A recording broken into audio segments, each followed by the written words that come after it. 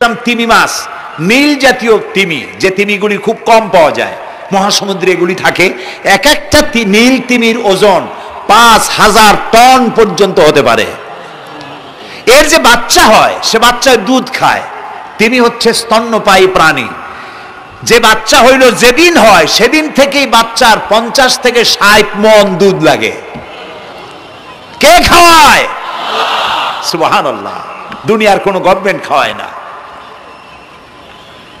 দুনিয়ায় স্থলভাগে পিঁপড়া থেকে শুরু করে হাতি পর্যন্ত, ছোট্ট চেলা পোকা থেকে শুরু করে সাপ, বড় বড় পাইথন পর্যন্ত, টোনাটুনি পাখি থেকে শুরু করে ঈগল পর্যন্ত, নদীর ভিতরে চেলাপুটি থেকে শুরু করে তিমি মাছ পর্যন্ত অসংখ্য প্রাণী সকাল বেলায় খালি পেটে জঙ্গল থেকে, গর্তের মধ্য থেকে, বাসা থেকে, পানির মধ্য থেকে যার যার আস্তানা ছেড়ে আহারের অনুসন্ধানে শত সহস্র কোটি প্রাণী সব যার যার ক্ষুধার পেট নিয়ে বেরিয়ে যায়।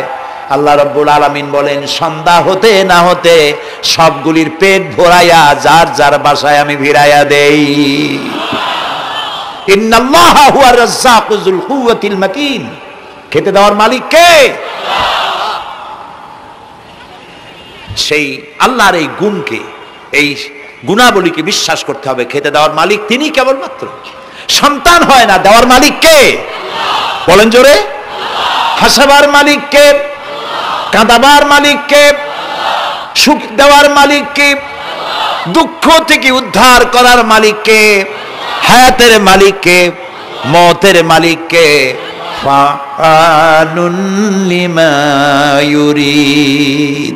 যা খুশি তাই তিনি করতে পারেন। সুবহানাল্লাহ বলে। কোন? কাফ আর নুন, দুটি অক্ষর। যখন যা ইচ্ছে করে হয়ে যায়। আল্লাহর এই গুণকে বিশ্বাস করলে মানুষ শিরক থেকে বাঁচতে পারবে। মাজার মুখী হবে না মুসলমান, মসজিদ মুখী হবে তখন। আজ আমার মুসলমান একদিকে নামাজও পড়ে আর একদিকে মাজারের কাছে গিয়ে দুর্বল হয়ে যায়। আছে না? আছে কি না? মাজারগুলির কাছে গিয়ে সাহায্য কামনা করে। আমার নিজের চোখে দেখেছি মাজারে গিয়ে কিভাবে সেজদা দেয় কবরকে। বলেন নাউযুবিল্লাহ। আল্লাহ ছাড়া কাউকে রুকু সেজদা করা যায় না। যা চাবার আল্লাহর কাছে চাইতে হবে। ওয়াইজা সালতা ফাসআলিল্লাহ ওয়াইজা ইসতাআনতা ফাসতাইন বিল্লাহ। যা কিছু চাওয়ার আল্লাহর কাছে চাও, যা কিছু বলার আল্লাহকে বলো। সব কিছু করার মালিক তিনি। সুবহানাল্লাহ বলেন। এই জন্য মাজারের সাথে মুসলমানদের সম্পর্ক হবে না, মুসলমানদের সম্পর্ক হবে মসজিদের সাথে। কিসের সাথে? বলেন জোরে। আপনি কোন অসুবিধায় পড়েছেন, মাজলুম হয়েছেন, অত্যাচারিত হয়েছেন, চাকরির সমস্যা হয়েছে, ঘরে খাবার নাই, অসুখ বিসুখ হয়েছে, নানান ধরনের সমস্যায় পড়েছেন, কোনো মাজার নয়, কোনো পীর নয়, মসজিদের ভিতরে চলে যান, উজু করে মসজিদে ঢুকে 2 রাকাত কাজায়ে হাজাতের নামাজ পড়েন। রাসূলুল্লাহর উপরে যখনই বিপদ হতো তিনি নামাজে দাঁড়ায় যেতেন। সুবহানাল্লাহ বলো। আপনি কেন যাবেন একটা কবরের কাছে? আপনার সাহায্য কামনার জন্য কোনো পীর নয়, আপনার সাহায্যের জন্য কোনো কবর নয়। সাহায্য পাওয়ার জন্য কে? আল্লাহ চান আপনার ঈমানটা খালেস হোক। আল্লাহ তাআলা এটা বরদাস্ত করতে পারেন না যে মানুষ কারো কাছে গিয়া আরেকজনের কাছে গিয়ে নথি স্বীকার করুক। আল্লাহ সহ্য করেন না। ইন্না শিরকা লাযুলমুন আযীম। শিরক হচ্ছে মস্ত বড় জুলম, অত্যাচার। আল্লাহ সব থেকে অপছন্দ করেন কোন গুনাহ? বলেন শিরক। আল্লাহ সহ্যই করেন না। কেন করেন না? একটা যুক্তিতে আসে।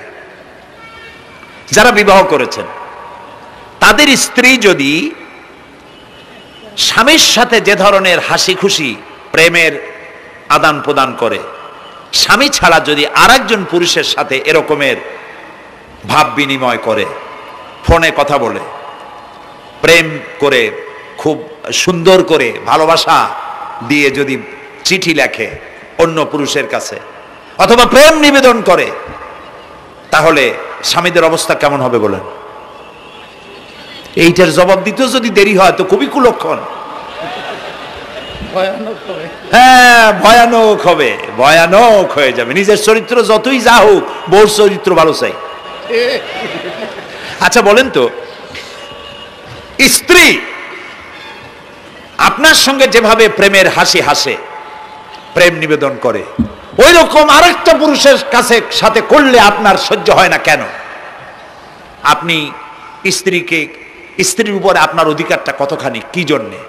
আপনার স্ত্রীর যে হাসি, যে মিষ্টি হাসি, যা আপনার প্রাণ কেড়ে নেয়, ওই হাসিতে আপনার কোনো অবদান আছে?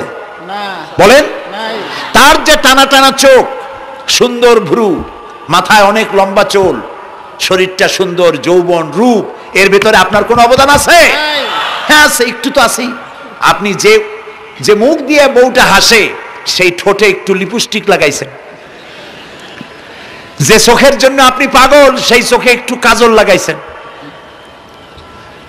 শরীরটাকে পেঁচাবার জন্য সুন্দর একটা শাড়ি কিনে দিছেন।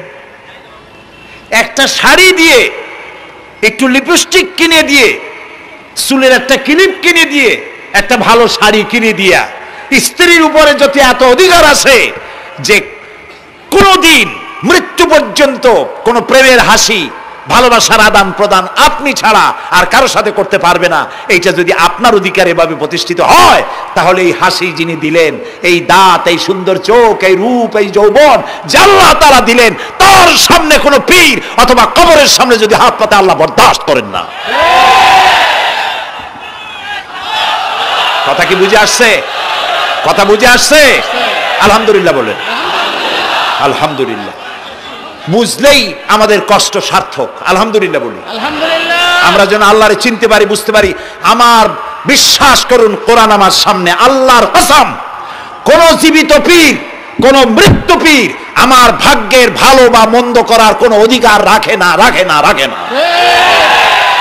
কোন পীর ফু দিয়ে আমার ভাগ্যকে ভালো বানাই দিতে পারবে না, পারবে না। এবং আমার একটা চুলও বাঁকাও করতে পারবে না। খাইরিহি ওয়া শাররিহি মিনাল্লাহ তাআলা। আমার ভালো, আমার মন্দ করার একমাত্র মালিক কে? আল্লাহ। এক আঙ্গুল আকাশের দিকে উঁচু করে চিৎকার দিয়ে বলুন, কে? আবার বলেন, আবার বলেন, আবারও বলুন। হাত নামান। আল্লাহ কবুল করুন, বলেন আমিন। আমার এই বক্তব্য দিয়ে আমি কোনো পীরকে অমর্যাদা করছি না। পীর সাহেবদের কাছে পীর কোন শরীয়তের শব্দ নয়। কোরআন এবং হাদিসে কোথাও পীর বলে কোনো শব্দ নাই। এটি ফার্সি শব্দ। এই শব্দের অর্থ হলো বৃদ্ধ।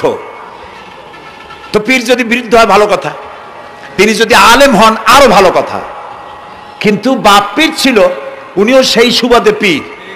ইলেম নাই, তোনার নিজের কাছেই তো টর্চ নাই। আপনাকে অন্ধকারে উনিও ম্যানহোলের মধ্যে পড়বে, আপনারে নিয়ে পড়বে। আলেম হইতে হবে। পীর যদি হয় আলেম হইতে হবে, এক নম্বর কথা। দুই নম্বর কথা হলো, তিনি ব্যবসায়ী হবেন না। ধর্মের নামে তিনি ব্যবসা করবেন না। তিনি মানুষকে হেদায়েতের পথ দেখাবেন। প্রয়োজনে জেলে যাবেন, প্রয়োজনে ফাঁসির মঞ্চে দাঁড়াবেন।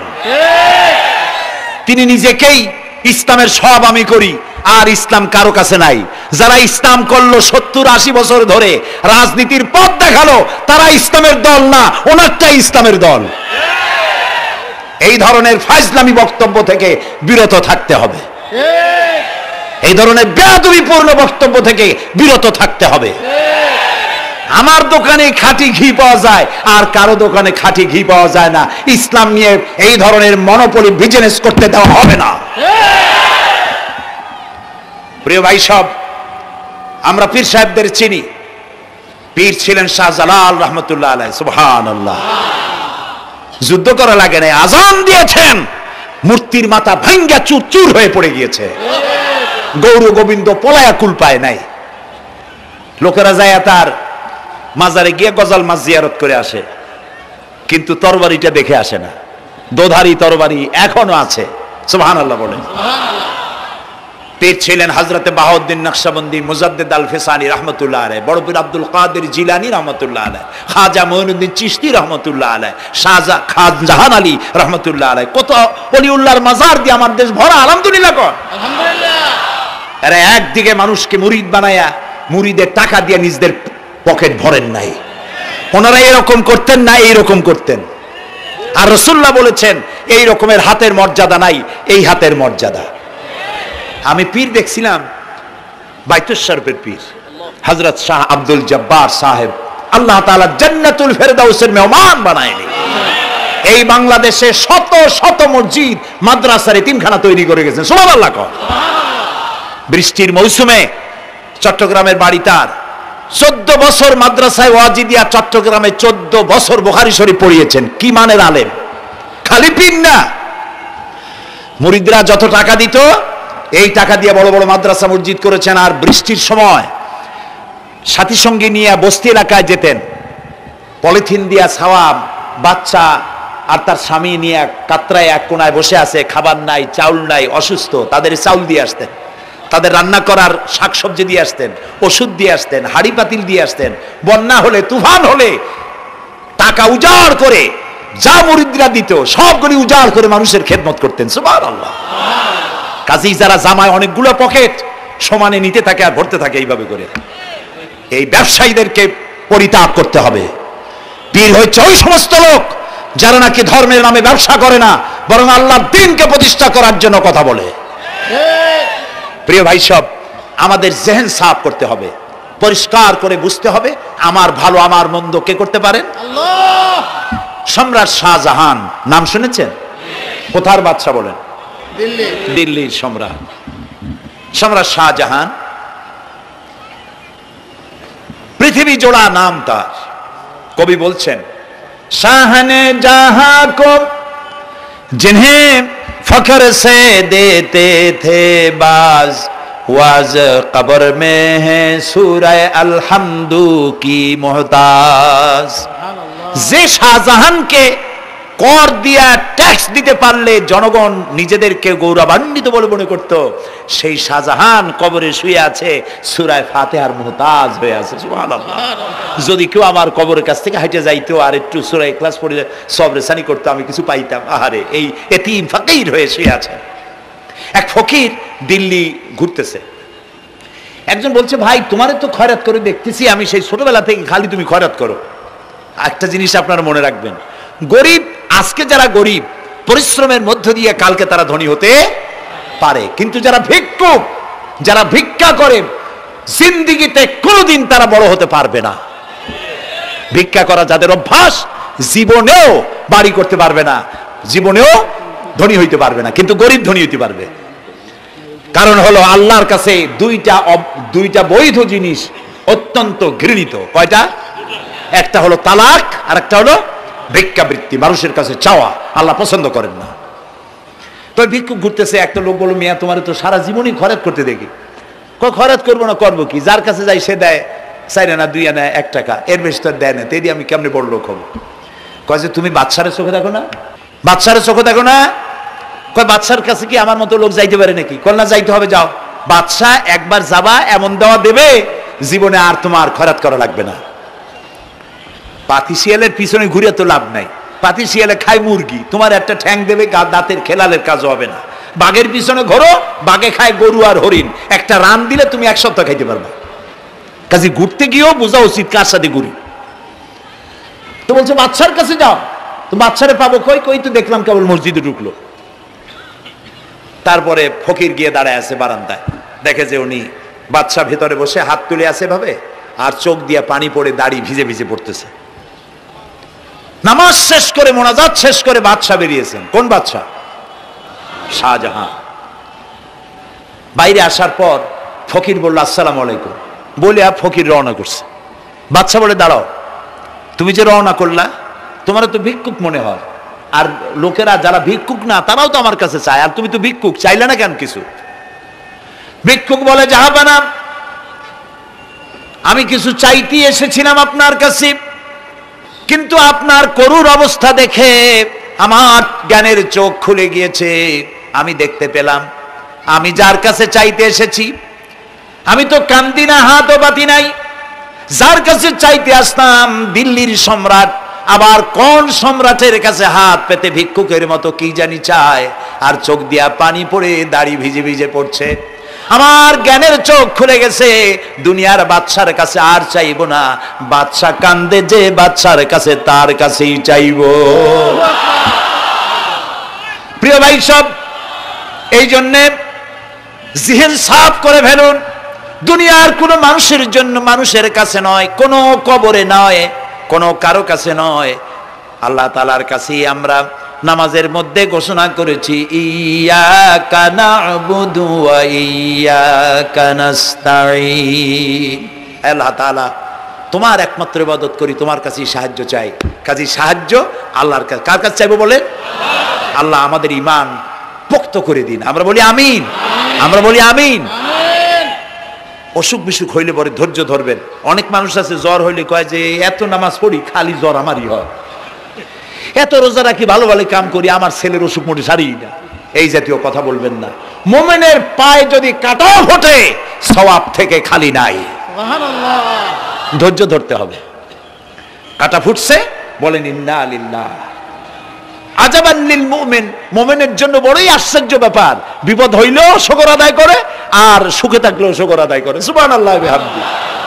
বিপদ আসলে সে বলে ইন্না লিল্লাহি, বলেন ইন্না লিল্লাহি ওয়া ইন্না ইলাইহি রাজিউন।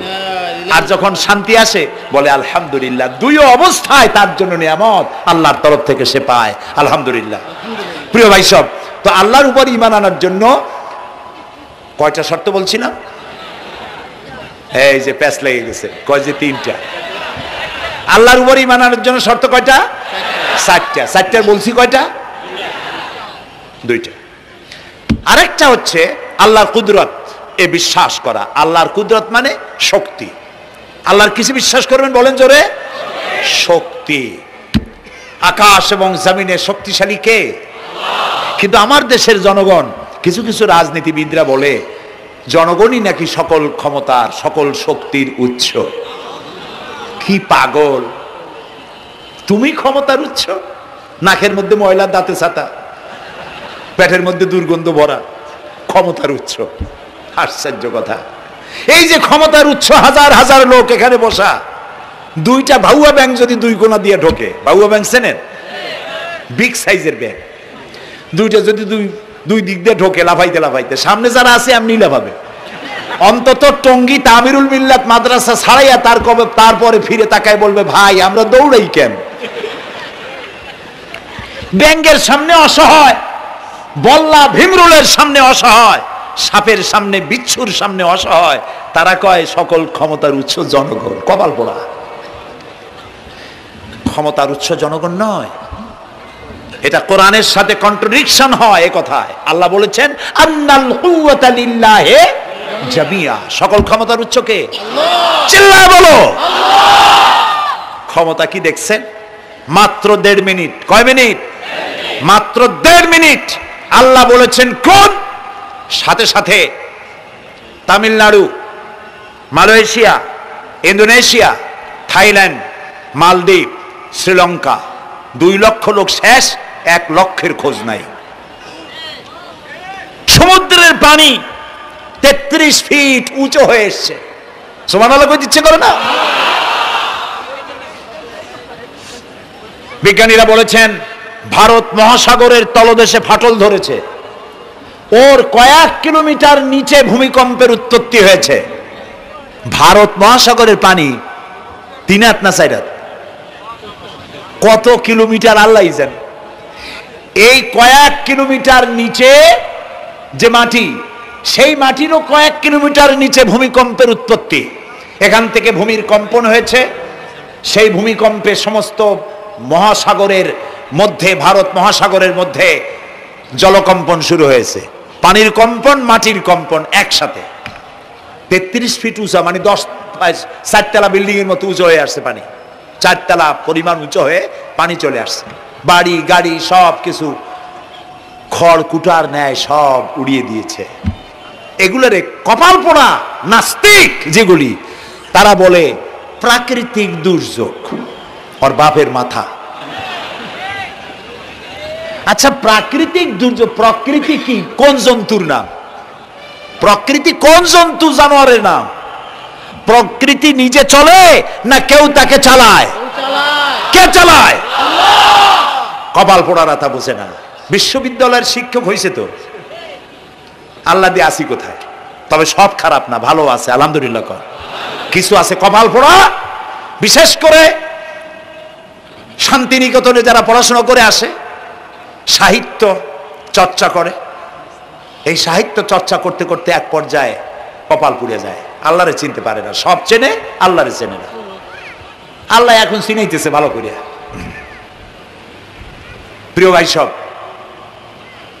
কওমে আদ, কওমে সামুদ, এগুলিকে আল্লাহ তারা ধ্বংস করেছেন। কিয়ামতের আগে এই যে 7টা আকাশ, এই আকাশ সম্পর্কে অবিশ্বাসীরা তারা বলেছে আকাশ বলতে কিছুই নাই, এটা নাকি অনেক দূরে, তাই নীলা নীলে দেখা যায়। কি কপাল পোড়া, চিন্তা করেন, নীলা নীলা দেখা যায়। এই আকাশ মহাশূন্য, এই আকাশগুলিকে, আকাশ কয়টা স্তর? 7টা। এগুলি কাতাইয়ে সিজিল্লিল কুতুব। কোরআনে কারিমে আল্লাহ তাআলা বলেছেন কিতাবের পৃষ্ঠার মতো কিয়ামতের আগে একটার পর একটা ঠাস ঠাস করে পড়বে, ভেঙে চুরে চুরমার হয়ে যাবে। ওয়াইদাল বিহারু ফুজ্জিরাত, আল্লাহ তাআলা বলছেন ইদাস সামাউ ফাতারাত ওয়াইদাল কাওয়াকিবু ইনতাসারাত ওয়াইদাল বিহারু ফুজ্জিরাত। আকাশের তারকা সমূহ বিক্ষিপ্ত হয়ে পড়বে। অসংখ্য তারকারাজি, বিশাল বিশাল তারকা বিক্ষিপ্ত হয়ে পড়বে। চন্দ্র সূর্য একটার সাথে আরেকটা ধাক্কা লেগে চাঁদ আর সূর্য আলো হারিয়ে ফেলবে, একাকার হয়ে যাবে। পাহাড়গুলো উঁচু করে আল্লাহ তাআলা জমিনের উপরে আছাড় মারবেন, কালিহিনিল মানফুস, তুলার মতো উড়ে চলে যাবে। সুবহানাল্লাহ বলবা না? কত বড় শক্তি আল্লাহ পাকের। ওয়াইদাল বিহারু ফুজ্জিরাত, সমুদ্র সমূহ বিদীর্ণ হয়ে যাবে। সমুদ্রে যত পানি আছে সমস্ত পানিগুলি নিঃশোষিত হয়ে যাবে মাটির তলায়, এবং সেখানে অগ্নুৎপত্তি হবে। কোরআনে কারিমে আল্লাহ বলে দিয়েছেন গোটা সমুদ্রগুলিতে আগুন জ্বলতে থাকবে। এগুলি কিয়ামতের আলামত। আল্লাহ পাকের অফুরন্ত মেহেরবানি। এই যে কানের কাছ দিয়ে গুলিটা চলে গেছে, কানে লাগে নাই, বাড়ির কাছ থেকে কিয়ামত হয়ে গেল, বাংলাদেশে আল্লাহ বাঁচাই দিলেন। সুবহানাল্লাহ বলো, আলহামদুলিল্লাহ বলেন। আমাদের প্রতিবেশী দেশগুলিতে যেভাবে আঘাত লাগছে, ওর 1000 ভাগের 1 ভাগের আঘাত কয়েক সেকেন্ড যদি বাংলাদেশে হতো, আমাদের সব অপরিকল্পিত শহর, রাজুক পারমিশন দিয়েছে 3 তলার, করা হয়েছে 7 তলা। এইভাবে অপরিকল্পিত যত বিল্ডিং আছে এগুলি পচা সিমেন্ট দিয়ে, পচা ইট দিয়ে তৈরি করা হয়েছে। 2-3 সেকেন্ডের ভূমিকম্প যথেষ্ট এই শহর লন্ডভন্ড করে দেওয়ার। অসংখ্য মানুষ মারা যাবে, অসংখ্য বাড়িঘর শেষ হয়ে যাবে। এদেরকে রেস্কিউ করার মতো মডার্ন ইকুইপমেন্টসও গভর্নমেন্টের কাছে নাই। এই জন্য আল্লাহর কাছে সেজদা দিয়া গুনার তওবা করতে হবে, আল্লাহ আমাদের মাফ করে দাও, আমার এই গরিব দেশটাকে কিয়ামত পর্যন্ত এই গজব থেকে বাঁচাও। প্রিয় ভাই সব, আল্লাহ তাআলার ক্ষমতার ওয়াজ আমি আজ করতে পারবো না, অনেক লম্বা হয়ে যাবে। কারণ আমাকে 3টা পুঁজির কথা তো কমসে কম বলতেই হবে, অল্প করে হলেও। শুনবেন তো? আল্লাহ তৌফিক দিক, বলেন আমিন। আল্লাহ তাআলার ক্ষমতায় বিশ্বাস করা, তার প্রচন্ড ক্ষমতা, যা খুশি তাই বলেন করতে পারেন। মরাকে জিন্দা, জিন্দাকে মারতে পারেন, মরুভূমিতে ফুল ফুটাতে পারেন। সুবহানাল্লাহ, যা খুশি তাই করতে পারেন। এই শক্তি সহকারে আল্লাহকে বিশ্বাস করতে হবে। 4th নম্বরে আল্লাহর হুকুম এবং হাকাম, আদেশ নিষেধ। আমি আল্লাহরে বিশ্বাস করি, এই কথার কোনো দাম নাই যদি তার আদেশ না মানি। এই কথার কোনো দাম নাই যদি তার নিষেধকে আমি আমার জীবনে প্রত্যাহার না করে চলতে পারি। মুসলমান বলে দাবি করার কোনো মূল্য নেই। একদিকে নামাজ পড়ি, আর একদিকে ওজনে কম দেয়, খাদ্যে ভেজাল দেয়, বেপরদা করি, মিথ্যা কথা বলা হয়, ওজনে কম দেয়, খাদ্যে ভেজাল দেয়, জমিনের আইল ঠালে আমানতের খেয়ানত করে। আল্লাহর হুকুম মানা হলো না, রাসূলের আদেশ মানা হলো না। আল্লাহর উপর ঈমান আনার জন্য 4র্থ শর্ত হচ্ছে আল্লাহ যা বলেছেন মাথা নত করে মেনে নিতে হবে, বলতে হবে সামি'না ওয়া আতা'না। বলেন সামি'না ওয়া আতা'না, শুনলাম আর মেনে নিলাম। বলেন তো জোরে, শুনলাম আর মেনে নিলাম। সুবহানাল্লাহ বলেন। মুমিনেরা এই প্রশ্নই করবে না মদ হারাম কেন, মুমিনেরা এই প্রশ্নই করবে না জুয়া হারাম কেন। মুমিনরা এই প্রশ্নই করবে না জেনা হারাম কেন, একটাই জবাব, মদ হারাম কেন, আল্লাহ হারাম করেছেন তাই হারাম। জেনা হারাম কেন, আমার আল্লাহ হারাম করেছেন তাই হারাম। জুয়া হারাম কেন, আমার আল্লাহ হারাম করেছেন তাই হারাম। কোনো যুক্তি নাই। যুক্তির আল্লাহর নিষিদ্ধ জিনিসে যুক্তি তালাশ করে কেবলমাত্র শয়তান। আল্লাহর আদেশ নিষেধের যুক্তি তালাশ করে কে? শয়তান। মুমিনের কাজ হলো সামি'না, বলেন, ওয়া আতা'না, শুনলাম আর মানলাম, বাস, শেষ কথা, খালাস। এই গেল চারটি শর্ত পুরো হয়ে গেল। এই চারটি শর্ত যদি পূরণ করতে পারি তাহলে আল্লাহরে বিশ্বাস করছি এটা প্রমাণিত হবে, এটা জাস্টিফাই হবে, এটা সত্যতা প্রমাণ হবে যদি আল্লাহর হুকুম মতো। এক নম্বরে হলো, আমি আবার কথাটা প্যাকেট করে দিই যাতে করে আপনারা বাড়ি নিয়ে যাইতে পারেন। আল্লাহর উপরে ঈমান এনেছি, এই কথাটাকে কমপ্লিট করার জন্য শর্ত কয়টা? চারটা। এক নম্বরে আল্লাহর অস্তিত্বে বিশ্বাস, বলেন আল্লাহর অস্তিত্বে বিশ্বাস। দুই নম্বরে আল্লাহর গুণাবলীতে বিশ্বাস। তিন নম্বরে আল্লাহর ক্ষমতায় বিশ্বাস। চার নম্বরে আল্লাহর আদেশ এবং নিষেধে বিশ্বাস, মান্য করে চলা। আল্লাহ যেন এই তৌফিক আমাদের দেয়, বলেন আমিন। আল্লাহ রাব্বুল আলামিন দুনিয়ায় শান্তি, আখিরাতে জাহান্নাম থেকে মুক্তি দেওয়ার জন্য আল্লাহ পাক আমাদেরকে একটা ব্যবসার কথা বলেছেন। ওই ব্যবসায় পুঁজি কয়টা? বলেন। তিনটা পুঁজি। বলছি কয়টা? দেখেন যে কেমনি প্যাঁচ লাগে। বলছি মাত্র একটা, সে একটা ডাল বাইর করছি চারটা। এবার আসেন মূল পয়েন্টে। এবার দ্বিতীয় পয়েন্ট, রসুলের প্রতি ঈমান। আমরা তো রসুলের প্রতি ঈমান আনছি কিনা বলেন? রসুলের প্রতি ঈমান এনেছি। আমাদের এই ঈমান যথেষ্ট নয়, কারণ আমাদের ঈমান হলো রবিউল আউয়াল মাসে ঈমান তাজা হয়, ঠিক না? ঠিক না? রবিউল আউয়াল মাস যখন আসি, ব্যানার টানাই, শামিয়ানা টানাই, রাস্তাগুলিতে ফ্ল্যাগ লাগাই আর আলোকসজ্জা করি। মন্ত্রীরা আসেন, নেতারা আসেন, সিরাতুন নবী মাহফিলে দাঁড়ায় বলেন নবীর আদর্শ অনুসরণ করা ছাড়া উপায় নাই। অথচ ওনার পা থেকে শুরু করে মাথা পর্যন্ত নবীর আদর্শ নাই। আবার এই নেতা রামকৃষ্ণ মিশনে, রামকৃষ্ণ পরমহংসদেব তার মঞ্চে গিয়ে বলেন রামকৃষ্ণের নীতির ছাড়া বিকল্প কিছুই নেই। আবার গৌতম বুদ্ধের জন্মবার্ষিকী উদযাপনের জন্য সেখানে গিয়ে বলেন গৌতম বুদ্ধের অহিংস নীতি অনুসরণ করা ছাড়া জাতির যোগীনাথ হওয়ার আর কোনো পথ নাই। যেখানে যায় সেই জায়গার গুলি ধরে। রবিউল আউয়াল মাস আসতে বলে আলোকসজ্জা করে, ইয়া নবী সালামু আলাইকা, ইয়া রাসূল সালামু আলাইকা। এরপরে গরম গরম জিলাপি রাসূলুল্লাহকে বুঝায় দেওয়া হলো, হে রাসূল আপনি তাকিয়ে দেখেন কত মহব্বত আপনারে করি। আপনার মহব্বতের জন্য আমাদের শহরের কোনো মিষ্টির দোকানে আর মিষ্টি নাই, সব আমরা খাইয়া শেষ করছি। এই হলো মহব্বত। এই মহব্বতে এই ঈমানে কাজ হবে না। এই ঈমানে বলেন কাজ হবে না। কোন ঈমানে কাজ হবে? রাসূলের প্রতি ঈমানের অর্থ কি? এর অর্থ হচ্ছে নবী করিম সাল্লাল্লাহু আলাইহি ওয়াসাল্লাম আমাদের রাসূল, আমাদের নেতা।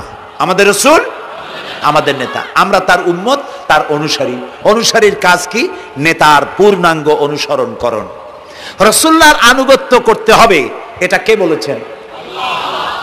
আল্লাহ রাব্বুল আলামিন সূরা আলে ইমরানের মধ্যে বলেছেন কুল ইন কুনতুম তুহিব্বুনাল্লাহ ফাত্তাবিউনি ইউহিব্বুকুমুল্লাহ ওয়া ইয়াগফির লাকুম যুনুবাকুম আল্লাহু গফুরুর রহিম। হে নবী আপনি বলুন, তোমরা যদি আল্লাহকে ভালোবাসো তাহলে তোমার কাজ হচ্ছে, তোমরা যদি আল্লাহকে ভালোবাসো তাহলে তোমরা আমার আনুগত্য করো, আমার অনুসরণ করো। কার? রাসূলের। বলেন কার? রাসূলের অনুসরণ যদি তোমরা করো, খেয়াল করে শুনতেছেন তো? আল্লাহ তাআলা বলছেন নবী আপনি বলেন তোমরা যদি আল্লাহকে ভালোবাসো, তোমাদের এই দাবি যদি সত্য হয় তাহলে আমার অনুসরণ করো, আমার আনুগত্য করো। আমার অনুসরণ, আমার আনুগত্য করলে পরে তোমাদের কে আল্লাহ রব্বুল আলামিন ভালোবাসবেন এবং তোমাদের তামাম জিন্দেগীর সমস্ত গুনাহ খাতা আল্লাহ তাআলা মাফ করে দিবে। আমরা কি গুনাহ মাফ করাইতে চাই? বলেন চাই?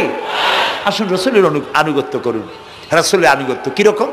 রসুল যেভাবে মোস কাটছে আমরা সেইভাবে মোস কাটবো, তিনি দাড়ি যেভাবে রাখছেন আমরা সেইভাবে রাখবো, তিনি চুল কাটছেন যেভাবে সেইভাবে করব, তিনি পায়ের নখ হাতের নখ যেভাবে কাটছেন সেইভাবে করব, তিনি যেভাবে বিবাহ করেছেন সেই সুন্নত অনুযায়ী বিবাহ, তিনি যেভাবে দেশ চালাইছেন সেইভাবে দেশ চালাবো। রসুলের অনুসরণের অর্থ শুধু এই নয় যে তিনি যেভাবে সুরমা লাগাইছেন আমি ওইরকম সুরমা দেব, তিনি যেভাবে কদু খাইছে আমিও কদু খাবো, এইটা নয়। এটা নয়, শুধু রসুলের আনুগত্য হবে মুরগির ফার্ম থেকে শুরু করে জাতিসংঘ পর্যন্ত, জীবনের সব ক্ষেত্রে। আর বিশ্বাস করতে হবে তিনি শেষ নবী, তারপরে আর কোন নবী আসবে না। আল্লাহ রাব্বুল আলামিন সূরা আহজাবের মধ্যে বলেছেন, মা কানা মুহাম্মাদুন আবা আহাদিম মির রিজালিকুম ওয়ালাকির রাসূলুল্লাহি ওয়া খাতামান নাবিয়্যিন। মুহাম্মদ সাল্লাল্লাহু আলাইহি ওয়াসাল্লাম তোমাদের কোন পুরুষদের পিতা নন, তিনি আল্লাহর রাসূল এবং তাকে দিয়ে নবুয়তের মিশনকে খতম করে দেওয়া, কমপ্লিট করে দেওয়া হয়েছে। আর কোন নবী, রাসূলুল্লাহ বলেছেন লা নাবিয়্যা বাদি ওয়ালা রাসূল, আমার পরে আর কোন নবী আসবে না, রাসূল আসবে না। কথা বুঝে আসছে? আল্লাহর নবীর পরে আর কোন নবী হবে না। আল্লাহর নবী বলেছেন একটি ইমারত তৈরি করে তার ভিতরে একটা ইট যদি খালি থাকে, একটি ইটের জায়গা যদি শূন্য থাকে, তাহলে সকলের চোখে ধরা পড়বে। ওই ইটখানা দিলে পরে বিল্ডিংটা কমপ্লিট হয়ে যায়। নবুয়তির যে ইমারত আল্লাহ তৈরি করেছিলেন ওর ভিতরে একটা ইটের অভাব ছিল, আল্লাহ পাক আমাকে দিয়ে সেই শূন্য জায়গা পূরণ করে দিয়ে নবুয়তের মিশনকে কমপ্লিট করে দিয়েছেন। রাসূলুল্লাহ বলেছে আমার পরে আর কেউ নবী হবে না।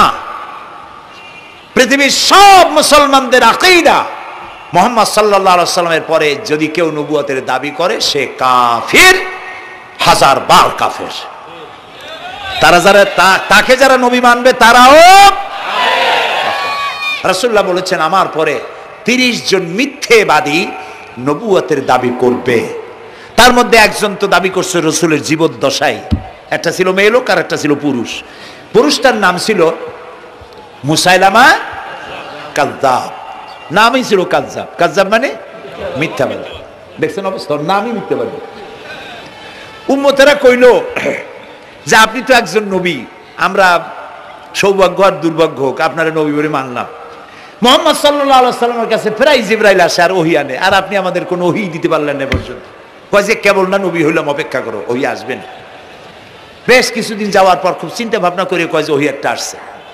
উম্মতেরা সব দৌড়ে আসছে, কি ওহী? কয় যে এইমাত্র শেষ রাত্রে জিবরাইল আসছিল, আইসে আমারে কয়ে গেল একটা সূরা নাজিল করলো। সূরাটা কি? ইন্না আতাইনাকাল আকাক ফাসাল্লি লিরাব্বিকা ওয়াজআক ইন্না শানিয়াকা হুয়াল আবলাক। উম্মতেরা কয় সর্বনাশ, এই সূরা পড়তে গেলে তো আমরা কাইসা মরে যাব। এর অর্থ তো খুব বিকায়দা। কি কি সূরা নাজিল হলো আপনার উপরে? ইন্না আতাইনাকাল আকাক মানে আমি তোমাকে হুতুম পেশা দান করেছি, সুতরাং তুমি তোমার প্রভুর উদ্দেশ্যে নামাজ পড়ো আর চিৎকার মারো, কারণ তোমার শত্রুরা সাদা এবং কালো বর্ণের। আমরা তো আগামাথা কিছু বুঝলাম না, কি ওই? আচ্ছা ঠিক আছে, পয়গম্বর মুহাম্মদ সাল্লাল্লাহু আলাইহি ওয়াসাল্লামকে তার উম্মতেরা নিয়ে যায় তাদের বাগানে, মাঝে মধ্যে নিয়ে যায়। নিলে পরে যে কুয়ায় পানি থাকে না, শূন্য কুয়া পানিতে ভরে যায়। যে গাছতলা দিয়ে তিনি হেঁটে যান, যে খেজুর গাছে খেজুর নাই সেই গাছতলা দিয়ে রাসূল হেঁটে গেলেন, গাছে ফল ধরে যায়। আপনি তো এরকম কিছু দেখাইতে পারেন না। কয় তোমরা তো আমার নেও না, চলো না যাই। নিয়ে গেছে, যাই দেখে যে কুয়ার পাড় দিয়ে যায়, যে কুয়ায় পানি থাকে তা থাকে না, শুকায় যায়। যে গাছতলায় দিয়ে যায় ওই গাছে খোরমা থাকলে সাথে সাথে খোরমা ঝরে যায়। উম্মতের কয় কি একটা কপাল পড়া নবী পাইলাম বাগে। আল্লাহ তারে শেষ করছে দুনিয়া থেকে, জাহান্নামে চলে গেছে। সেই মহিলাটাও গেছে, সেও গেছে। রাসূলুল্লাহ বলেছেন এইরকম 30 জন মিথ্যাবাদী নবুয়তের দাবি করবে কিয়ামতের আগ পর্যন্ত। গোলাম আহমদ কাদিয়ানী, এ হলো ইতিহাসে আমরা যদ্দূর পাই তার পর্যন্ত 28 জন হয়েছে। মুহাম্মদ সাল্লাল্লাহু আলাইহি ওয়াসাল্লামের ইন্তেকালের পর ওকে নিয়ে হয়েছে 28 জন। কয়জন হইল? বাকি আছে কয়জন? তাই বলে কেয়ামত যে এই 2 জন হইলি আগামী বছর বা 5-6 বছরের মধ্যে কেয়ামত হবে ওইটা চিন্তা করেন না। এই পৃথিবীতে একটা লোক আল্লাহ শব্দ উচ্চারণ করার যদি থাকে কিয়ামত সে পর্যন্ত হবে না। সুবহানাল্লাহ। সুতরাং বহুত দেরি আছে কিয়ামতের। তবে ওর মতো আরো শয়তান 2 জন আসবে। গোলাম মোহাম্মদ কাদিয়ানী বলল আমি পয়গম্বর, আমি নবী, আমার উপরে ওহী আসে। তো তার সঙ্গে ওই যুগের বড় আলেম মাওলানা আতাউল্লাহ শাহ বুখারী রহমতুল্লাহ আলাইহি তিনি বললেন, আচ্ছা তুমি যে নবুয়তের দাবি করো এই শক্তি তুমি পাও কই? কয় যে আমার শক্তি তো কোরআন, কোরআনের মধ্যেই আছে আমার কথা। কোথায়? কয় সূরা সফের মধ্যে আছে, ইয়াতি মিন বাদি ইসমুহু আহমদ। ঈসা আলাইহিস সালাম আমার ব্যাপারে ফোরকাস্ট করেছেন, ভবিষ্যৎবাণী দিয়েছেন যে আমার পরে একজন আসবে তার নাম হবে আহমদ, আমি তো সেই আহমদ। মাওলানা বুখারী বলছেন বেকুব, ঈসা আলাইহিস সালাম যার কথা বলেছেন তার নাম, ঈসা আলাইহিস সালাম যার কথা বলেছেন তার নাম হলো ফকাত আহমদ, আর তোমার নাম হলো গোলাম আহমদ। তাহলে এতে করে বোঝা যায় ঈসা আলাইহিস সালাম যার কথা বলেছেন তুমি সেই আহমদের গোলাম, তো তুমি নবুয়তের দাবি করো কেন? গোলাম আহমদ কয় যে হুজুর আমার নামের আগে গোলাম বৈশা একটু সমস্যা হয়েছে, ঠিক, তো গোলামটারে যদি বাদ দেই তাহলে তার আপনি আপত্তি করতে পারেন না আমি আহমদ থাকি আর আপনি আমার উম্মত হয়ে যান। আমি আমার কথা ঈসা আলাইহিস সালাম বলেছেন। মাওলানা বুখারী বলছেন দেখো তোমার ফতোয়া অনুযায়ী তুমি বলছো নামের প্রথম অংশ বাদ দিয়া শেষের অংশ নিয়ে তোমার উপর ঈমান আনতে, তাহলে আমি আমার নাম আতা আল্লাহ, তোমার ফতোয়া অনুযায়ী আমার নামের প্রথম অংশ বাদ দিলাম, আতা গেছে, থাকছে আল্লাহ। আর আল্লাহ হয়ে বলছি তোর মতো গাধারে আমি নবুয়ত দেই নেই।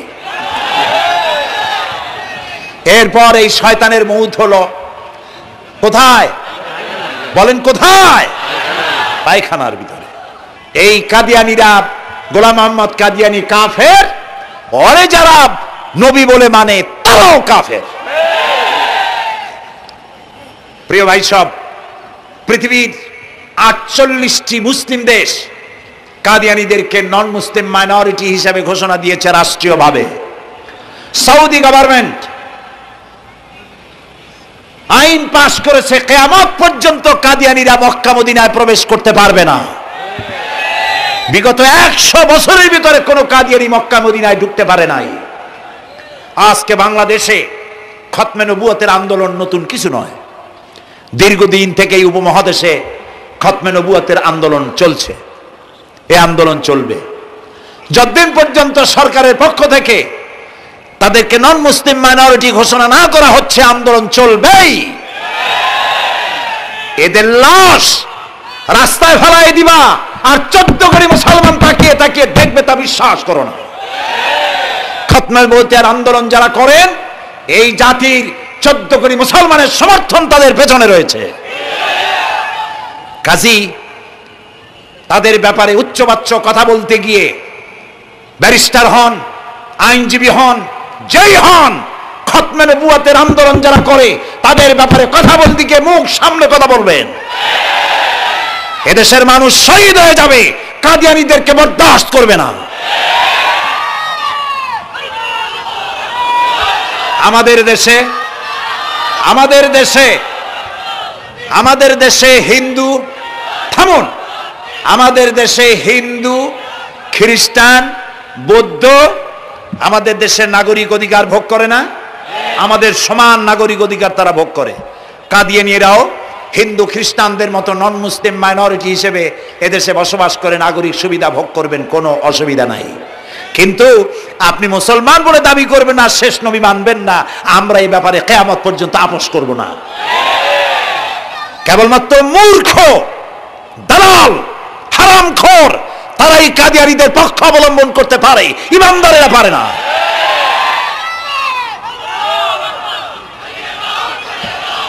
কাদিয়ানীরা যে সব মসজিদ তৈরি করে এগুলি মসজিদ নয়, এগুলি উপাসনালয়।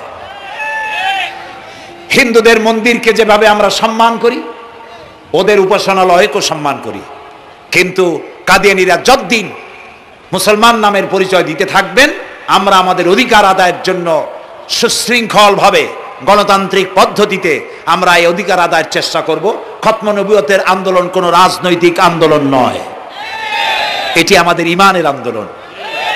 যারা আন্দোলন করতেছেন তারা আমাদের ফরজে কিফায়ার দায়িত্ব পালন করছেন। প্রিয় ভাই সব, রাসূলের প্রতি ঈমান আনতে হলে এরকম ঈমান আনতে হবে, তারপরে আর কোনো নবী আসবে না। তারপরে কথা হলো তাকে অনুসরণ করতে হবে পায়ের নখ কাটা থেকে শুরু করে মাথার চুল পর্যন্ত, জীবনের সব ক্ষেত্রে রাসূলের অনুসরণ করতে হবে। তিনি সেনাপতি ছিলেন, শ্রমিক ছিলেন, পিতা ছিলেন, নানা ছিলেন, স্বামী ছিলেন, ঠিক না? তিনি রাষ্ট্রপ্রধানও ছিলেন। আজকে যারা ধর্ম আর রাজনীতি আলাদা করেন তারা মুনাফিক, মুসলমান নয়, তারা কি? মুনাফিক। এই জন্য আমাদেরকে মনে রাখতে হবে নবী করিম সাল্লাল্লাহু আলাইহি ওয়াসাল্লাম রাষ্ট্র পরিচালনা করেছেন। যারা ধর্ম আর রাজনীতি আলাদা করে তারা মুসলমান হিসাবে আল্লাহর কাছে পরিচিত হতে পারবেন না।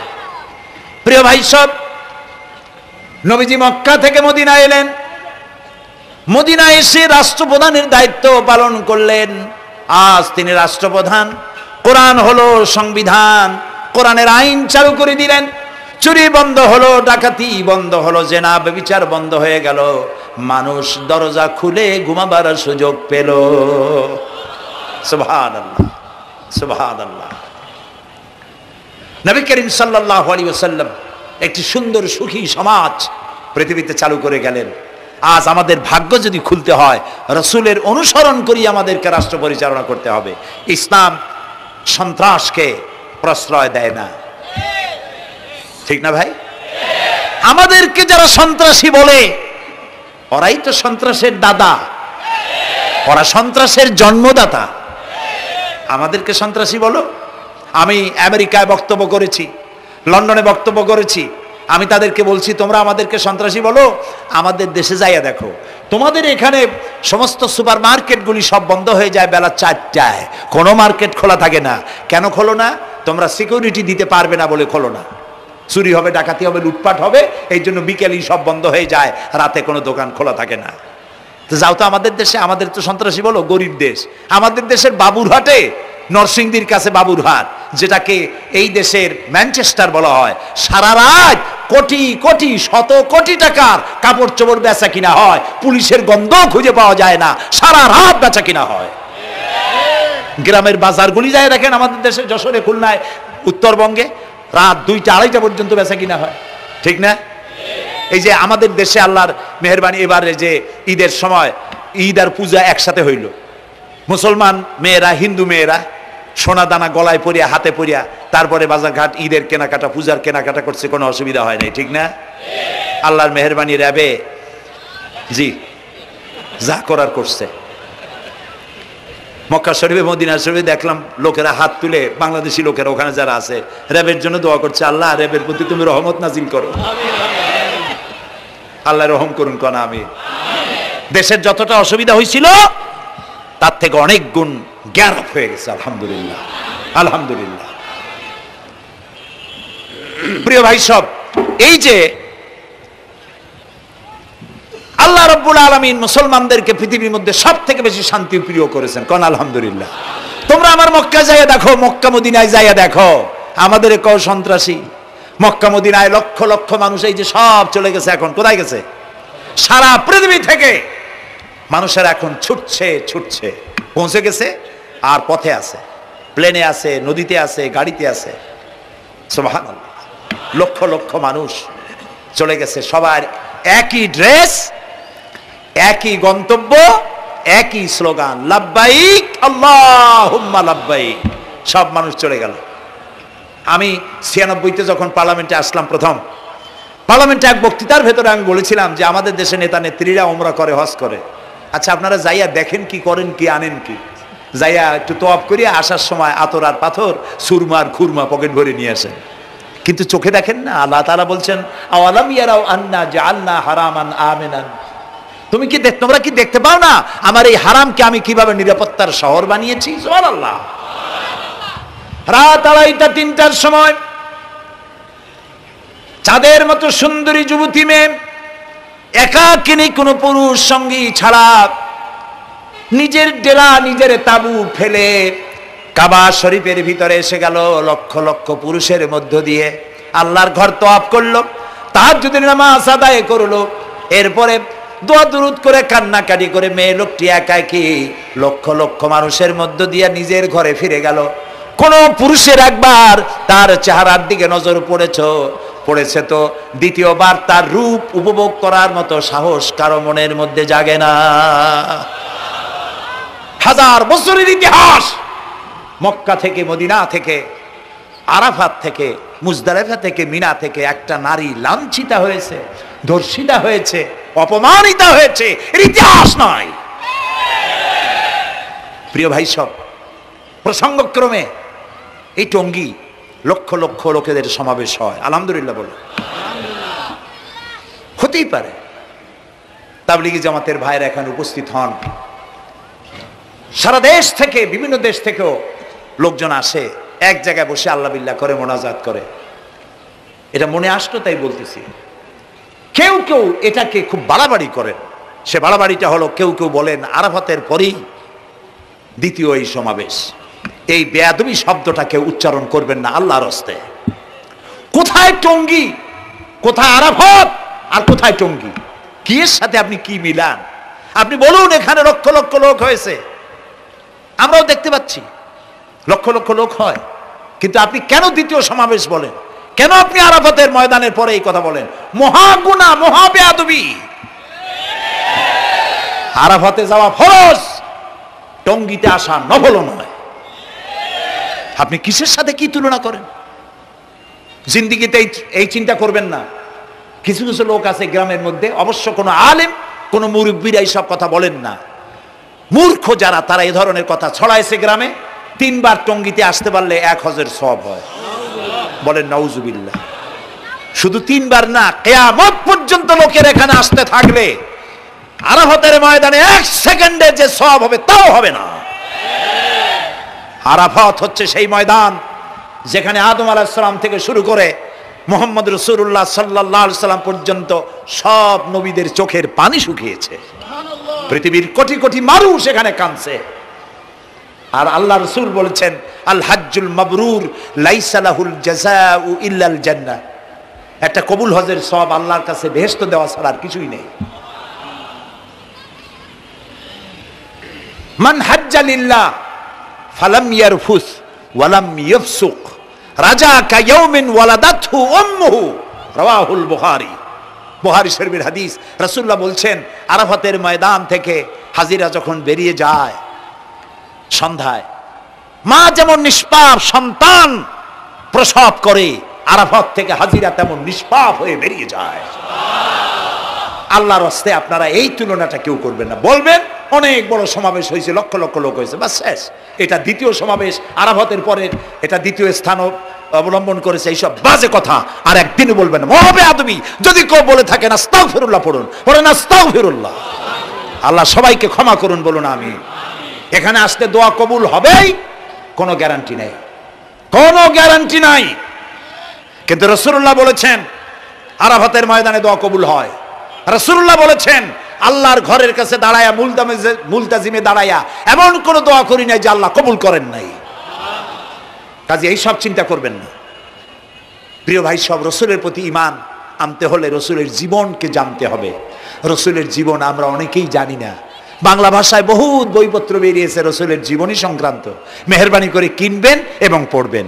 রসুলের প্রতি ঈমানের অর্থ হলো রসুলুল্লাহর পা থেকে শুরু করে মাথা পর্যন্ত সবটা আমল করা এবং তাকে মোহাব্বত করা। রসুলকে কি করবো আমরা? কি মোহাম্মদ সে ওয়াফা তুনে তু হাম তেরে ये जहां चीज ही क्या लोह कलम तेरे है।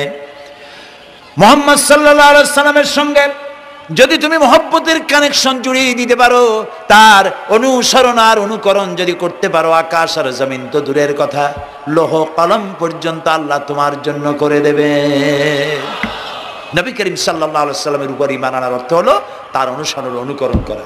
3 নম্বরে ওয়াতুজাহিদুনা ফি সাবিলিল্লাহি বিআমওয়ালিকুম ওয়া আনফুসিকুম। আল্লাহর রাস্তায় লড়াই করো জান দিয়া আর মাল দিয়া। কি দিয়া কোন তো? জান দিয়ে আর মাল দিয়ে। আমরা কিন্তু বলি হুজুর আসি আসি আপনার সাথে, আপনার পিছনে আসি, জানটা দিয়ে দেব। এই মানুষেরা খুব চালাক। আপনি জান দিলে তো মাল থেকে যাবে।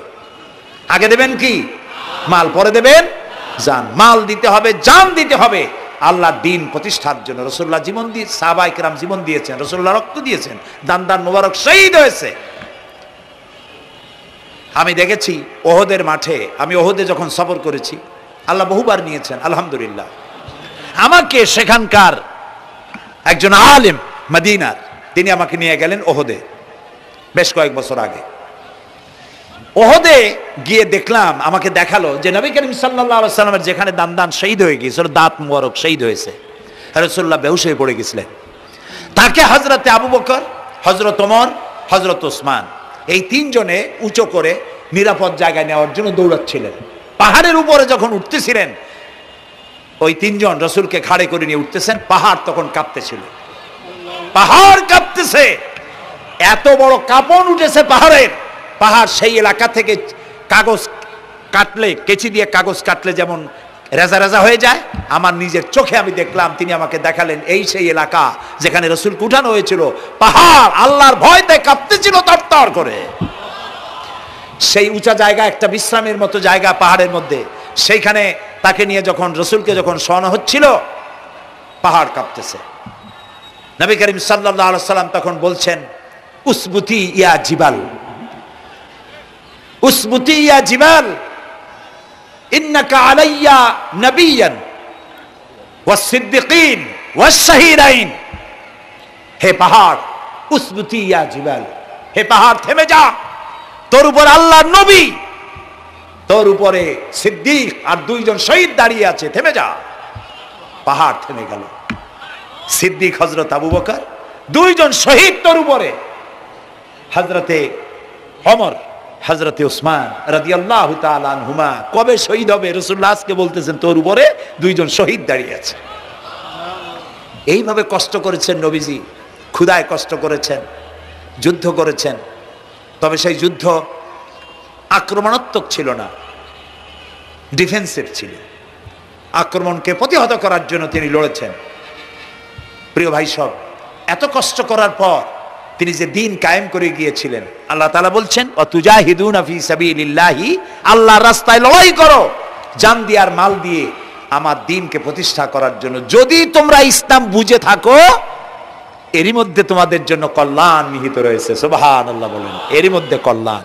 সুতরাং শুধু টুপি মাথায় দিয়ে নামাজ পড়লেই হবে না, নামাজও পড়তে হবে, আল্লাহর হুকুম হাকাম মানতে হবে, রোজাও রাখতে হবে, হজও করতে হবে, যাকাতও দিতে হবে, স্ত্রীকে পর্দায় রাখতে হবে, আমলে আখলাকে, সিরাতে সুরাতে, চলনে বলনে, ব্যবসায় বাণিজ্যে, বক্তৃতায়, রাজনীতি, অর্থনীতি, সমাজনীতি, সব জায়গায় আল্লাহ এবং রসুলের পূর্ণাঙ্গ আনুগত্য করার নামই হলো মুসলমান হয়ে যাওয়া। সুবহানাল্লাহ।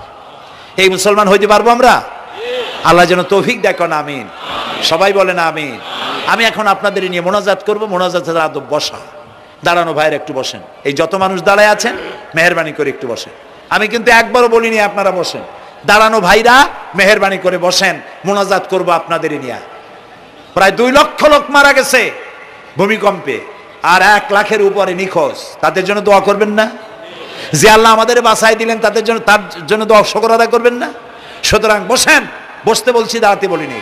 মোনাজাতের জন্য সবাই বসেন, আর একটু জোরে সরে জিকির করেন, লা ইলাহা লা ইলাহা।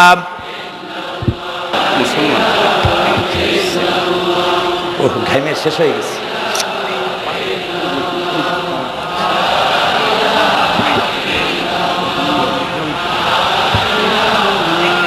বয়স কত?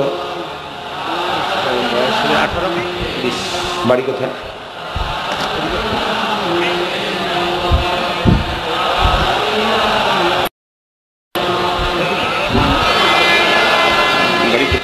একটু জোরে, লা ইলাহা। এফিডেভিট করছো? বসো বসো।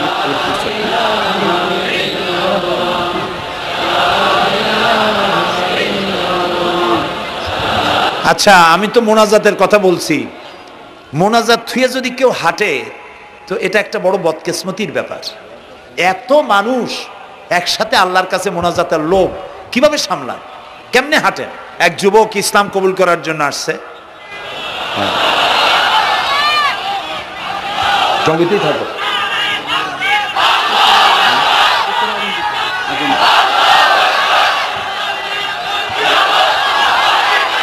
জি,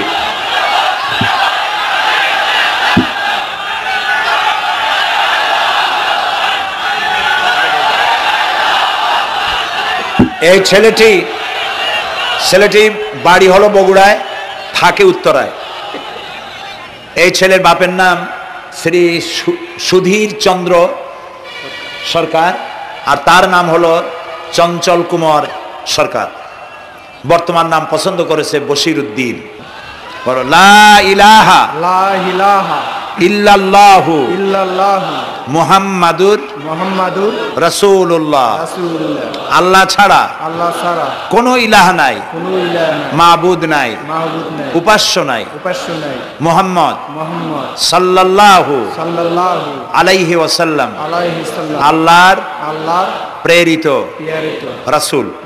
আশহাদু আন লা ইলাহা ইল্লাল্লাহু ওয়াহদাহু লা শারীকা লাহু ওয়া আশহাদু আন্না মুহাম্মাদান আবদুহু ওয়া রাসূলুহু। আমি সাক্ষ্য দিচ্ছি আল্লাহ ছাড়া কোনো ইলাহ নাই, মাবুদ নাই, উপাস্য নাই। তিনি এক, তিনি একক, তার কোনো অংশীদার নাই। আমি আরো সাক্ষ্য দিচ্ছি মুহাম্মদ সাল্লাল্লাহু আলাইহি ওয়াসাল্লাম আল্লাহর বান্দা এবং তার প্রেরিত রাসূল। বলো আসসালামু আলাইকুম। আপনারা জবাব দেন। এই ছেলেটি এখন আমাদের মধ্যে নিষ্পাপ। আমাদের সকলের আমলনামায় পাপ আছে। রাসূলুল্লাহ বলেছেন, যখন একজন মুশরিক ইসলাম কবুল করে, কালেমা পড়ে, বিশ্বাস করে, অর্থ সহকারে উচ্চারণ করে, তার পিছনের সমস্ত গুনাহ খাতাকে আল্লাহ তাআলা মাফ করে দেন। সুতরাং আমরা তার জন্য দোয়া করি, আল্লাহ যেন তাকে খাঁটি মুসলমান বানায় দেন। আমরা সবাই বলি আমিন। বসুন। প্রিয় ভাই সব, মোনাজাতের পর এশার আজান হবে। আমরা বা জামাত এশার নামাজ পড়ে যাব ইনশাআল্লাহ। বলেন ইনশাআল্লাহ। এত বড় জামাত আমরা কোথাও পাবো না, এবং জীবনে আরেকটা জামাত এরকম পাবো তার কোনো নিশ্চয়তাও নাই। ঠিক না ভাই? নামাজ আমরা আদায় করে যাব 5 ওয়াক্ত। কি বলে, এখানে সারা জীবন 5 ওয়াক্ত নামাজ সঠিকভাবে আদায় করব, আর এশার নামাজ আমরা এখানে জামাতে আদায় করে যাব। আর এই বিশাল মাহফিল তৈরি করতে অনেক খরচ হয়েছে। আপনারা নিশ্চয়ই দেখতে পান এত বড় প্যান্ডেল করতে কত টাকা খরচ হতে পারে, এবং তারা প্রচেষ্টা করেছে। আপনারা এই লাইটিং, মাইকিং, প্যান্ডেল, স্টেজ, তারপরে পোস্টার, গেট ইত্যাদি তৈরি করতে বহু টাকা খরচ হয়েছে। আপনারা যাওয়ার সময় মেহেরবানি করে তাদেরকে চতুর্দিকে ড্রাম এবং চাদর নিয়ে লোকেরা দাঁড়িয়ে থাকবে, আপনারা আল্লাহর হস্তে তাদেরকে কিছু সহযোগিতা করে যাবেন। রাজি আছেন? আপনারা রাজি আছেন? আল্লাহ আপনাদেরকে তৌফিক দিন। মা বোনেরা যারা এসছেন, মা বোনদের জন্য আজকে তেমন কোনো কথা বলতে পারলাম না, তবে যা বলেছি নারী এবং পুরুষ সকলের জন্য সমভাবে প্রযোজ্য। আপনাদের জন্য একটু বেশি করতে হবে। এই রাসূলুল্লাহ বলেছেন, আল মারআতু ইজা সাল্লাত খামসাহা ওয়া সামাত শাহরাহা ওয়া আতাআত বালাহা ওয়া আহসানাত ফারজাহা। রাসূলুল্লাহ বলেছেন, যেসব মহিলারা 5 ওয়াক্ত নামাজ সঠিকভাবে আদায় করে, রমজান মোবারকের রোজা রাখে, সতীত্বের হেফাজত করে, স্বামীর আনুগত্য করে চলে, কিয়ামতের দিন ওই সব মহিলারা আল্লাহর জান্নাতের যে দরজা দিয়া খুশি সেই দরজা দিয়া জান্নাতে প্রবেশ করতে পারবে। সুতরাং আপনারা এই কথাগুলি মেনে চলুন। আল্লাহ আপনাদেরকে তৌফিক দিন। আমি মোনাজাত করব এখনই। আপনারা যাওয়ার সময় সকলে সহযোগিতা করে যাবেন। আর নামাজের জন্য একটি বই আছে, চরিত্র গঠনে নামাজের অবদান। আমরা যে নামাজ পড়ি, অনেক সময় নামাজ হয় না। রাসূলুল্লাহ বলেছেন, সাল্লু কামা রাআইতুমুনি উসাল্লি। নামাজ পড়ো সেইভাবে যেভাবে আমাকে নামাজ পড়তে দেখো। জীবনের শ্রেষ্ঠ ইবাদত নামাজ, তাই যদি সঠিক না হলো তাহলে পণ্ডশ্রম হয়ে যাবে। এই জন্য নামাজ কিভাবে মানুষের চরিত্রে অবদান রাখে, আর নামাজটা কেমনে পড়তে হবে, রাসূলুল্লাহ কিভাবে পড়েছিলেন, সেটি আমার এই বইটিতে লেখা আছে। এটি চরিত্র গঠনের নামাজের অবদান। এখানে লাইব্রেরি আসছে, কোথায় আপনারা খুঁজে বের করে সেটা নিয়ে যাবেন। আর একটি হলো সূরা লোকমান। সূরা লোকমানের 2টা রুকুর তাফসীর করেছিলাম আমি চট্টগ্রামে। মাত্র 2 রুকুর তাফসির। এই 2 রুকুর তাফসির 5 দিনে শোনার পর 48 জন হিন্দু বৌদ্ধ মুসলমান হয়ে গিয়েছিল। যাকাত সম্পর্কে, মা বাপের অধিকার সম্পর্কে হযরতে লোকমান তার সন্তানকে যে নসিহত করেছে, সেই নসিহত 9টা নসিহত ছিল। ওই নসিহতগুলি আল্লাহর এত পছন্দ হয়েছে যে আল্লাহ তাআলা নিজে লোকমানের নসিহত কোরআন শরীফে উঠাই দিয়েছে। সুবহানাল্লাহ। সুতরাং আমার নিজের, আমার সন্তানদের ভালো করার জন্য এই নসিহতগুলি দরকার। এটির নাম যারা ক্যাসেট থেকে উদ্ধার করেছে নাম হলো তাফসিরে সাইদি লোকমান, এবার সূরায়ে লোকমান। এ পর্যন্ত 4টা তাফসির বেরিয়েছে তাফসিরে সাইদি নামে, যেগুলি আমি তাফসির করেছি চট্টগ্রামে। সেগুলি, এসব বই ওখানে পাওয়া যাবে। এই বইগুলি আপনারা লাইব্রেরি থেকে, এখানে মোবাইল লাইব্রেরি এসছে ঢাকা শহর থেকে, সন্ধান করে আপনারা নিয়ে যাবেন। আল্লাহ তাআলা আপনাদেরকে তৌফিক দান করুন। যাওয়ার সময় মাহফিলকে সাহায্য করে যাবেন, আর নামাজে সালাতুল ইশা আদায় করে যাবেন। আল্লাহুম্মা আমিন। ربنا ظلمنا أنفسنا وإن لم تغفر لنا وترحمنا لنكونن من الخاسرين ربنا لا تزغ قلوبنا بعد إذ هديتنا وهب لنا من لدنك رحمة إنك أنت الوهاب আয় আল্লাহ তাআলা, হাজার হাজার মুসলিম জনতা, পুরুষ এবং নারী, আমরা তোমার দরবারে হাত তুলেছি, গুনার বোঝা মাথায় নিয়ে হাত তুলেছি। দয়া করে আমাদের জিন্দেগীর সমস্ত গুনাহ খাতাকে আল্লাহ মাফ করে দাও। আয় আল্লাহ তাআলা, আমাদের মধ্য থেকে আমাদের মা বাপ যাদের দুনিয়া থেকে বিদায় হয়ে গেল, কবরগুলিকে জান্নাতের টুকরায় পরিণত করে দাও। রব্বির হামহুমা কামা রব্বায়ানি সগীরা। সবাই পড়েন রব্বির হামহুমা কামা রব্বায়ানি সগীরা। হায় আল্লাহ তাআলা, तमाम পৃথিবীতে আজ মুসলমানেরা বড়ই বিপদে আছে। হায় আল্লাহ তাআলা, বিপদগ্রস্ত মুসলমানদেরকে তুমি সাহায্য করো রব্বুল আলামিন। ইরাকের মাজলুম মুসলমানদের হাতে ইরাকের জমিন উঠায় দাও। হায় আল্লাহ তাআলা, জালিমদেরকে তুমি নস্তনাবুদ করে দাও। আল্লাহ তাআলা, বাংলাদেশ আমাদের প্রিয় জন্মভূমি, এই দেশের উপরে তোমার খাস রহমত নাজিল করো। হায় আল্লাহ তাআলা, ভূমিকম্পে আশেপাশের দেশগুলির মারাত্মক ক্ষতি হয়ে গেল। আল্লাহ তাআলা, তুমি আমাদেরকে দয়া করে বাঁচাই দিয়েছো। কিয়ামত পর্যন্ত আসমান আর জমিনের সব মুসিবত থেকে আমাদের দেশকে তুমি হেফাজত করো রব্বুল আলামিন। আমাদের স্ত্রী পুত্র পরিজন যাদেরকে তুমি দান করেছো, সবগুলিকে দিনদার, ইমানদার, নামাজি মুসলমান বানাইয়া দাও। আয় আল্লাহ তাআলা, এই মাহফিলের আয়োজন যারা করেছেন, কষ্ট করেছেন, পয়সা দিয়েছেন এবং দেবেন, সকলকে আল্লাহ তাআলা ইমানে কামেল সকলকে দিয়ে দাও। আমাদেরকে তোমার মকবুল বান্দাদের মধ্যে শামিল করে নাও। আল্লাহ তাআলা, যারা হজে চলে গেছেন, যারা রাস্তায় আছেন যাওয়ার পথে, আর এবং আরো যারা যাবেন, আল্লাহ তাআলা সকলের যাতায়াত আসান করে দাও, সকলের হজকে কবুল করে নাও। যারা হজ করেন নাই এই মাঠে আজকে যারা উপস্থিত, মন চায় যেতে, আল্লাহ তাআলা তাদেরকে যাওয়ার ব্যবস্থা করে দাও। আল্লাহ তাআলা, মা বোন যারা এসেছেন, মা বোনদের গুনাহ খাতাকে মাফ করে দাও, মা বোনদের অসুখ ব্যাধি মাফ করে দাও, তাদের কেমন আমল করার তৌফিক দাও যাতে করে কিয়ামতে হযরতে আয়েশা খাদিজার সঙ্গে আসর নসিব হয়ে যায়।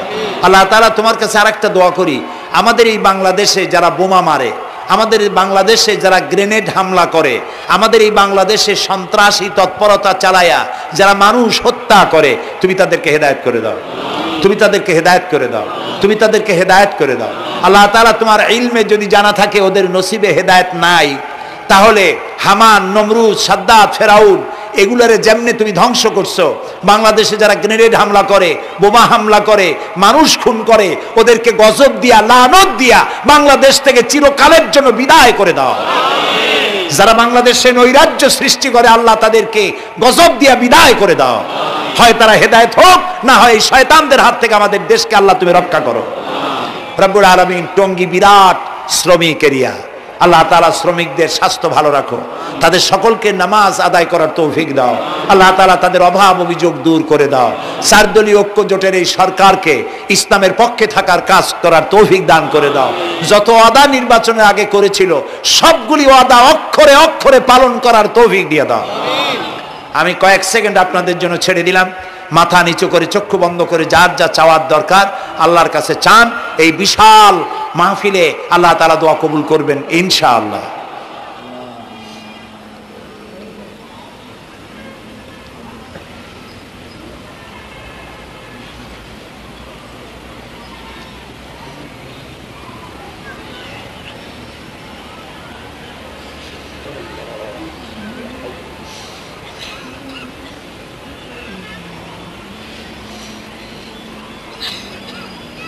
আয় আল্লাহ, তোমার আরশে আজিম থেকে তুমি দয়া করে তোমার রহমতের নজর দিয়ে টঙ্গীর এই মাঠের দিকে তাকাও। আল্লাহ তাআলা, আমরা কোন পীর বুজুর্গ, খাজা বাবা অথবা দুনিয়ার কোন শক্তির কাছে, রাজা বাদশার কাছে হাত তুলি নাই, বিশাল আকাশের মালিকের কাছে হাত তুলেছি, আমাদের রবের কাছে হাত তুলেছি। তুমি বলেছো দুনি আস্তাজিবু লাকুম, আমারে ডাকো আমি সাড়া দেব। আল্লাহ তাআলা, আমরা ডাকতেছি, তুমি দয়া করে সাড়া দাও। আমরা ডাকতেছি, আমাদের ডাকের সাড়া দাও মাবুদ। আমাদের যাদের রোগ ব্যাধি আছে আল্লাহ দয়া করে শেফায়ে আজেলা দাও, শেফায়ে কামেলা দাও। আল্লাহ তোমার কাছে আর একটা বিনীত দোয়া করি, আল্লাহ তুমি আমাদের জন্মসূত্রে যেসব নিয়ামত আমাদের শরীরে দিয়েছো, নাক, কান, চোখ, হার্ট, কিডনি, চলৎ শক্তি, বলার শক্তি, আল্লাহ মৃত্যুর আগ পর্যন্ত শরীরের এসব নিয়ামতের একটাও ছিনায় নিও না বাবু। আল্লাহ তাআলা তুমি আমাদের প্রতি দয়া করো, মেহেরবান হও। মাহফিলের আয়োজন যারা করেছেন আল্লাহ তাদের এই কষ্টকে তুমি কবুল করে নাও। কিয়ামতের দিন কোরআনের সুপারিশ আমাদের জন্য নসিব করে দাও। ربنا تقبل منا إنك أنت السميع العليم وتب علينا إنك أنت التواب الرحيم سبحان ربك رب العزة عما يصفون وسلام على المرسلين والحمد لله رب العالمين واجعل آخر كلامنا عند الموت لا إله إلا الله محمد رسول الله। السلام عليكم ورحمة الله।